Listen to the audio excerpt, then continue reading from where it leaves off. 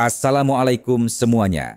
Selamat datang di Glory Story Channel yang memberikan kisah seru dan menarik untuk dibahas. Namun sebelum itu, jangan lupa menulis selawat di kolom komentar agar kita mendapatkan syafaatnya di akhir kelak. Klik juga tombol subscribe agar teman-teman tidak ketinggalan kisah seru berikutnya. Di jantung kota Medan yang berdenyut, di sebuah sudut jalan yang tak terlalu ramai namun selalu hidup, berdiri sebuah toko kue mungil bernama Manisan Ibu Bintang.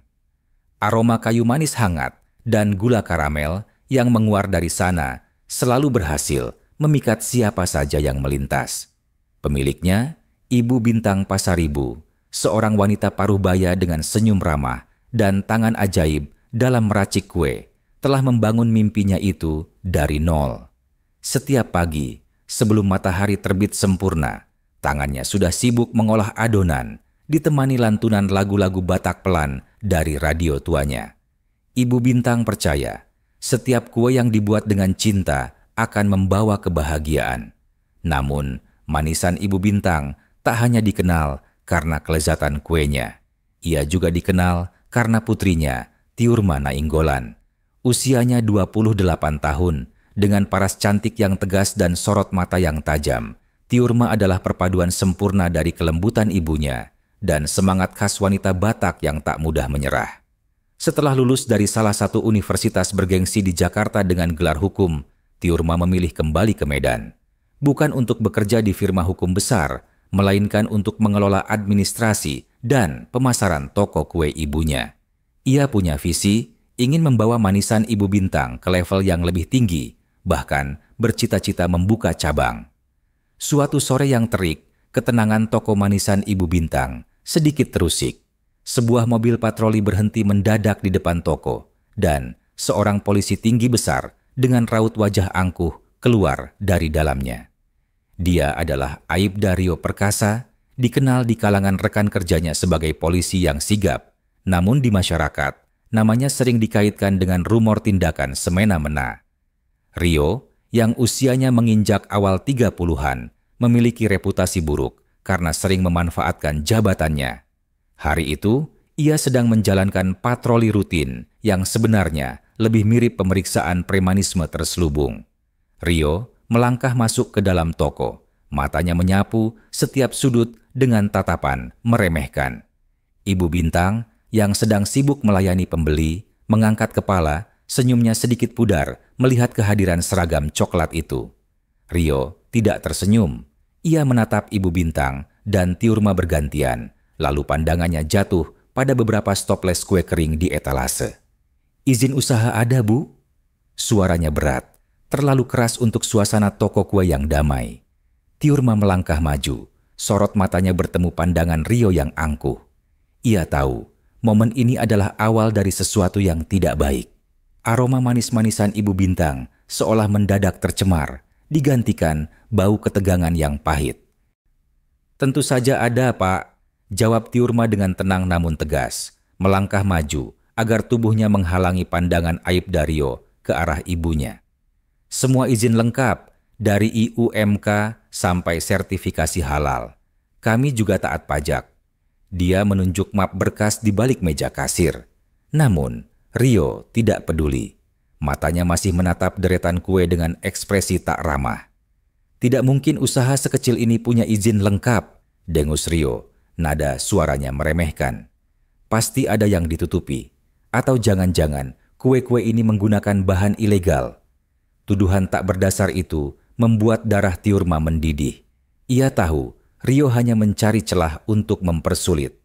"Bicara apa Anda ini, Pak? Semua bahan kami premium dan halal."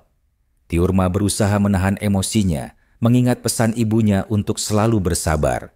Tapi, kesabaran Tiurma mencapai batasnya ketika Rio tiba-tiba meraih sebuah toples berisi kue nastar, membukanya dan mencicipi tanpa izin. Lumayan," katanya sambil mengunyah. "Tapi sepertinya ada yang kurang. Kurang amplop mungkin?" Rio menyeringai. Sebuah senyum mengejek yang membuat urat leher Tiurma menegang. Ibu Bintang yang melihat kejadian itu tak bisa lagi menahan diri. "Pak polisi, jangan sembarangan bicara. Kami usaha jujur." Suaranya bergetar menahan tangis. Melihat sang ibu yang mulai tertekan, Tiurma maju selangkah. "Pak, kalau Anda punya masalah dengan izin, silakan periksa berkas kami. Kalau tidak ada, tolong jangan mengganggu usaha kami. Kami punya pelanggan yang harus dilayani." Tiurma mencoba mengusir Rio secara halus, tapi justru memantik kemarahan sang Aibda. "Berani sekali kamu bicara begitu pada petugas. Kamu tahu saya siapa?" teriak Rio, urat di dahinya menonjol. Ia kemudian menggebrak meja kasir dengan keras, membuat stoples kue di dekatnya bergetar. Suara gebrakan itu menarik perhatian pembeli dan warga sekitar. Beberapa orang yang tadinya ingin masuk toko, urung niatnya. Bahkan, seorang anak kecil yang sedang memilih kue langsung bersembunyi di balik kaki ibunya karena ketakutan. Kerugian materi memang belum seberapa, tapi kerugian moral dan mental yang dialami Ibu Bintang jelas tak ternilai. Rio semakin menjadi-jadi. Kalian tahu tidak, toko-toko seperti ini sering jadi sarang kriminal. Kalau tidak bersih, jangan harap bisa bertahan. Ancamannya tak lagi terselubung. Ibu Bintang hanya bisa memeluk Tiurma. Air matanya sudah menetes. Melihat ibunya terisak dan toko sepi dalam sekejap, amarah Tiurma meledak. Sorot matanya yang tajam kini memancarkan api. "Cukup, Pak, Anda sudah kelewatan batas." Tiurma tahu, berdebat dengan orang seperti Rio tidak akan ada habisnya. Ia harus melakukan sesuatu. Tapi apa? Saat itu, ia hanya bisa menatap punggung Rio yang berbalik dan melangkah keluar, meninggalkan kekacauan emosi di dalam toko manisan Ibu Bintang yang kini terasa hambar. Kepergian Aibda Rio meninggalkan luka yang lebih dalam dari sekadar kekacauan fisik di manisan Ibu Bintang. Ibu Bintang yang biasanya ceria dan penuh semangat kini tampak lesu. Senyumnya pudar dan tangannya yang biasa cekatan mengolah adonan kini sering gemetar. Beberapa pelanggan setia yang menyaksikan insiden itu memilih untuk tidak kembali, khawatir akan masalah yang mungkin timbul. Omzet toko menurun drastis dalam beberapa hari. Toko kue yang dulunya selalu ramai dengan tawa dan obrolan kini terasa sunyi, hanya menyisakan aroma manis yang terasa hambar. Tiurma mencoba segala cara untuk menghibur ibunya. Ia memasak makanan kesukaan Ibu Bintang, memutar lagu-lagu lama yang biasa didengarkan, bahkan mencoba membuat lelucon. Namun, tatapan kosong Ibu Bintang dan gumaman. "Bagaimana kalau mereka datang lagi, Tiur?" selalu menghantam hatinya. Tiurma tahu, ketakutan ibunya bukan tanpa alasan. Rio Perkasa memang dikenal sebagai sosok yang licin dan kejam. Ia tidak akan berhenti hanya dengan mengancam. Malam itu, setelah Ibu Bintang tertidur dengan gelisah, Tiurma duduk sendirian di ruang tamu yang temaram. Laptopnya terbuka, menampilkan berbagai pasal hukum dan berita-berita lama tentang Aibda Rio. Ia sudah menduga bahwa Rio adalah tipe polisi nakal yang sering memeras. Namun, yang tidak ia duga adalah betapa beraninya Rio mengusik usaha kecil yang jujur. Tiurma merasa marah, bukan hanya karena perlakuan Rio, tetapi juga karena ketidakberdayaan yang ia rasakan. Gelar hukumnya terasa tak berguna jika ia tak bisa melindungi ibunya sendiri. Keesokan harinya, kecurigaan Tiurma terbukti. Sebuah mobil van hitam tanpa identitas yang jelas berhenti di depan toko. Beberapa orang berbadan tegap dengan seragam preman turun dan mulai membongkar paksa tenda di depan toko, merusak papan nama manisan Ibu Bintang, dan bahkan menumpahkan beberapa adonan kue yang sedang dijemur. Mereka tidak berbicara, hanya bekerja dengan kasar dan cepat, seolah menjalankan perintah dari seseorang yang berkuasa. Rio Perkasa tidak ada di sana, tapi Tiurma tahu ini adalah ulahnya. "Hentikan! Apa yang kalian lakukan?" teriak Tiurma, berlari keluar dengan napas memburu. Namun, salah satu preman hanya menatapnya dengan tatapan dingin. "Ini perintah. Toko ini melanggar tata ruang," katanya singkat, tanpa menunjukkan surat perintah atau identitas resmi. Ibu Bintang yang mendengar keributan langsung keluar, dan melihat tokonya dirusak, ia jatuh terduduk di ambang pintu, menangis histeris. Hati Tiurma hancur melihat ibunya begitu terpukul. Pada saat itu, sesuatu dalam diri Tiurma putus. Amarahnya yang selama ini tertahan kini membakar seluruh jiwanya. Ia tidak akan lagi diam. Ia tidak akan membiarkan ibunya dan toko kue yang dibangun dengan keringat dan air mata dihancurkan begitu saja. Rio Perkasa telah membuat kesalahan besar. Ia telah mengusik wanita yang salah dan konsekuensinya akan jauh lebih besar dari yang bisa ia bayangkan. Tiurma mengangkat ponselnya. Jemarinya bergerak cepat mencari sebuah kontak yang sudah lama tidak ia hubungi. Kontak yang mungkin bisa mengubah segalanya. Malam itu, ponsel Tiurma berdering, menampilkan nama yang sangat dikenal, namun sudah lama tak ia hubungi. Pak Harun. Harun adalah mantan dosen hukum pidana Tiurma, seorang praktisi hukum senior yang dikenal integritasnya dan memiliki koneksi luas, termasuk di lingkaran kepolisian dan kejaksaan. Dengan suara bergetar, Tiurma menceritakan semua yang terjadi pada manisan Ibu Bintang, mulai dari ancaman Aibdario hingga perusakan paksa yang baru saja terjadi. Pak Harun mendengarkan dengan seksama, sesekali terdengar desahan berat dari ujung telepon. "Tiur, ini bukan kasus kecil. Ini premanisme berbalut seragam," kata Pak Harun. Suaranya tenang, namun penuh otoritas. "Kita bisa laporkan, tapi kamu tahu sendiri, melapor ke Propam atau divisi internal itu kadang butuh bukti kuat dan kesabaran ekstra. Apalagi kalau Rio punya backingan." Kata-kata Pak Harun menyadarkan Tiurma tentang dilema besar yang ia hadapi. Melawan sistem yang korup berarti siap menghadapi risiko yang tidak main-main. Ia bisa saja melaporkan Rio, tapi jika laporannya mandek atau justru memicu serangan balik yang lebih besar, bagaimana dengan ibunya?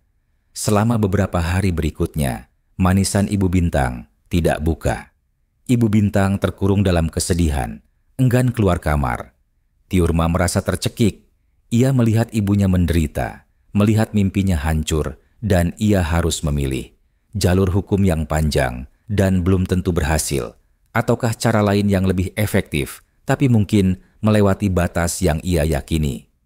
Di sisi lain, Aibdario merasa di atas angin.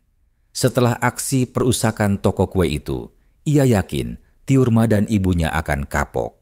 Ia bahkan sempat melintas di depan manisan Ibu Bintang, menyeringai puas melihat toko itu tutup. Rio berpikir, selesai sudah urusan kecil ini. Ia melanjutkan aksinya memeras pedagang lain, merasa tak tersentuh oleh hukum. Ia tidak tahu bahwa setiap tindakan arogannya kini sedang dicatat, direkam, dan dianalisis oleh seseorang yang jauh lebih cerdas darinya. Tiurma memang belum mengambil keputusan final, tetapi otaknya tidak pernah berhenti bekerja. Ia mulai mencari informasi lebih dalam tentang Rio Perkasa. Siapa backingannya? Apa kelemahannya? Setiap malam, ia duduk di depan laptop, menggali data dari berbagai sumber, termasuk forum-forum polisi, berita lokal, dan bahkan akun media sosial Rio serta orang-orang di sekitarnya. Ia menemukan pola. Rio selalu beraksi di jam-jam tertentu, seringkali setelah bertemu seseorang di sebuah kafe tersembunyi. Namun, semakin dalam ia menyelami dunia kotor Rio, semakin besar ketakutan yang merayapi Tiurma. Ada beberapa laporan yang menyebutkan kasus Rio yang lenyap begitu saja, atau saksi yang tiba-tiba bungkam. Dilemanya semakin nyata, melindungi ibu dengan segala cara, atau tetap berpegang pada prinsip hukum yang mungkin tidak berpihak padanya. Ia memejamkan mata, membayangkan wajah ibunya yang pucat. Tidak, ia tidak akan membiarkan Rio lolos begitu saja. Ia akan mencari cara, apapun resikonya. Tiurma tidak ingin mengambil risiko dengan melaporkan Rio secara formal ke institusi yang mungkin saja malah melindunginya. Ia tahu, di dunia ini, keadilan kadang harus diciptakan dengan cara yang tak terduga.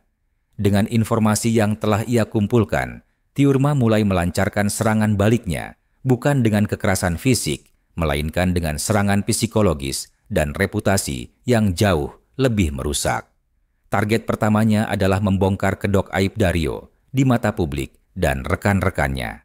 Dengan hati-hati, Tiurma mulai menyebarkan bisikan ke beberapa kenalan wartawan investigasi yang ia miliki dari relasi kuliah dan organisasi. Ia tidak langsung menuduh, melainkan memberikan informasi mentah tentang pola tindak Rio, termasuk lokasi-lokasi pertemuan mencurigakan dan bisnis ilegal yang terkait dengannya. Informasi itu diunggah secara anonim ke beberapa akun media sosial khusus yang kerap membahas isu kepolisian dan kejahatan.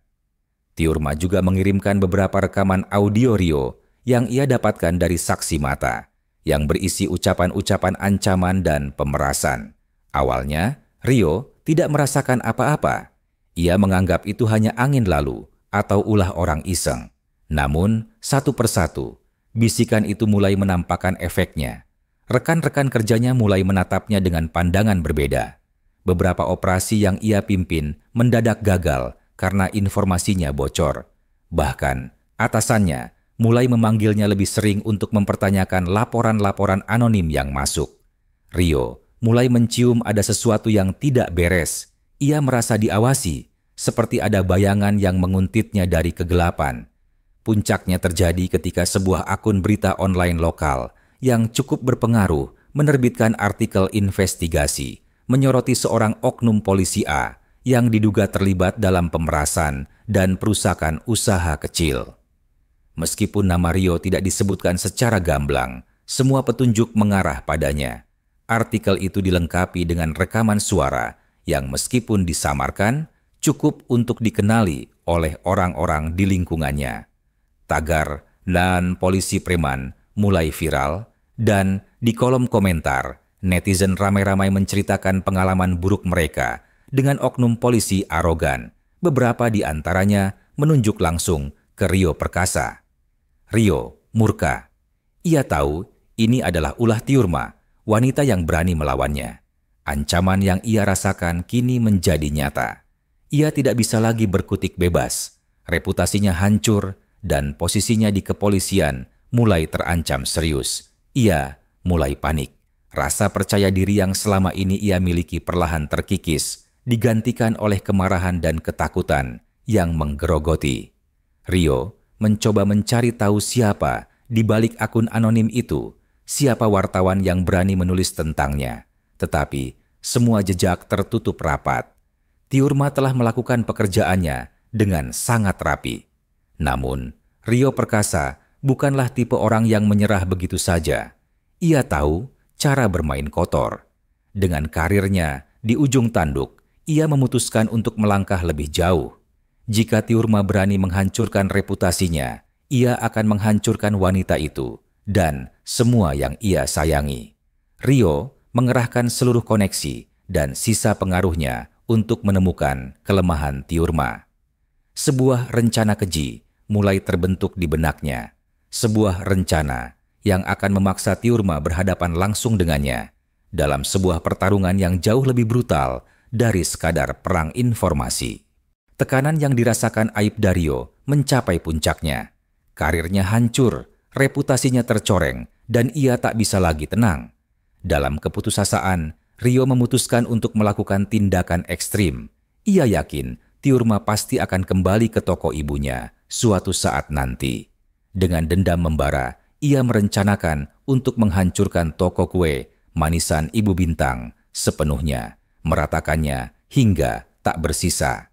Ia ingin mengirim pesan yang jelas. Siapapun yang berani mengusik Rio Perkasa akan menerima konsekuensi paling brutal.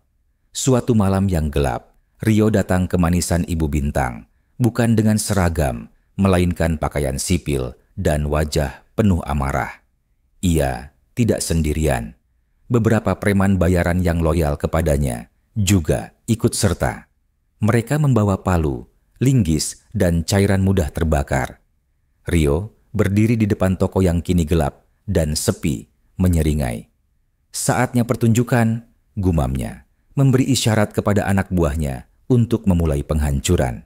Namun, Rio tidak tahu bahwa Tiurma sudah memperhitungkan kemungkinan ini. Sejak artikel investigasi itu terbit, ia tahu Rio akan membalas dengan cara yang paling kotor. Tiurma telah memasang kamera tersembunyi di sekitar toko dan secara rutin memantau area itu. Saat notifikasi gerakan muncul di ponselnya, jantungnya berdebar kencang. Ia segera menelpon Pak Harun dan beberapa orang kepercayaan lain, lalu bergegas menuju toko. Ketika Rio dan preman-premannya mulai merusak toko, menghancurkan kaca etalase, dan memporak-porandakan interior, Tiurma tiba. Ia tidak sendiri. Di belakangnya muncul beberapa mobil dengan lampu sorot yang menyala terang, dan beberapa orang berpakaian preman yang tidak kalah sangar dari anak buah Rio. Namun kali ini mereka ada di pihak Tiurma. Pak Harun juga ada di sana, ditemani beberapa anggota LSM yang membawa kamera video. "Hentikan!" teriak Tiurma. Suaranya menggelegar memecah keheningan malam. Rio terkejut melihat Tiurma dan rombongannya. Wajahnya memerah karena amarah bercampur rasa terkejut. "Jadi ini ulahmu, wanita jalang!" teriak Rio, melemparkan palu ke arah Tiurma. Tiurma berhasil menghindar dan detik berikutnya perkelahian brutal tak terhindarkan. Preman Rio dan orang-orang Tiurma saling serang. Tiurma sendiri dengan keberanian yang membara langsung maju menghadapi Rio. Rio, meskipun lebih besar dan kuat, tidak menyangka Tiurma akan melawannya dengan seberani itu. Tiurma, yang selama ini terlihat elegan, kini bertarung seperti singa betina yang melindungi sarangnya. Ia bukan petarung profesional, tapi amarah dan tekadnya membuatnya bergerak dengan kekuatan yang tak terduga. Sebuah pukulan telak mendarat di rahang Rio, disusul tendangan keras ke ulu hati. Rio terhuyung. Saat itulah lampu mobil polisi tiba-tiba menyala, disusul suara sirin yang memekakan telinga. Pak Harun telah menghubungi pihak berwenang dengan bukti yang tak terbantahkan. Rio dan anak buahnya mencoba melarikan diri, tetapi sudah terlambat. Mereka terkepung. Rio yang selama ini merasa tak tersentuh, kini terborgol di hadapan toko kue yang sebagian sudah hancur. Sorot mata Tiurma menatapnya tajam, penuh kemenangan, namun juga kesedihan. Di dalam sel tahanan, Rio Perkasa akhirnya menyadari kesalahannya. Semua yang ia miliki, karir, reputasi, bahkan kebebasannya, kini hancur karena keserakahan dan arogansinya sendiri. Penyesalan datang menghantamnya dengan telak, lebih menyakitkan dari pukulan Tiurma. Ia telah menghancurkan hidupnya sendiri dan toko kue Ibu Bintang yang kini menjadi saksi bisu kejatuhannya. Kisah ini hanyalah sepotong perjalanan dari banyak kisah hidup di luar sana. Ambillah yang baik, tinggalkan yang buruk. Dan kalau teman-teman ingin terus menyelami kisah-kisah luar biasa lainnya, jangan lupa untuk subscribe channel Glory Story.